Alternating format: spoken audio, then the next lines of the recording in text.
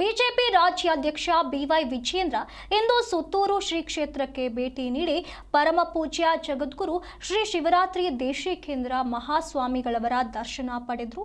ಈ ಸಂದರ್ಭದಲ್ಲಿ ನಾಡಿನ ಹಿರಿಯ ಜನನಾಯಕ ಬಿಎಸ್ ಯಡಿಯೂರಪ್ಪ ಅವರ ಗೌರವಾರ್ಥ ಆಯೋಜಿಸಲಾಗಿರುವಂತಹ ಬಿಎಸ್ ಯಡಿಯೂರಪ್ಪ ಅಭಿಮಾನೋತ್ಸವ ಕಾರ್ಯಕ್ರಮಕ್ಕೆ ಶ್ರೀಗಳನ್ನ ಭಕ್ತಿಪೂರ್ವಕವಾಗಿ ಆಹ್ವಾನಿಸಿ ಆಶೀರ್ವಾದ ಪಡೆದರು.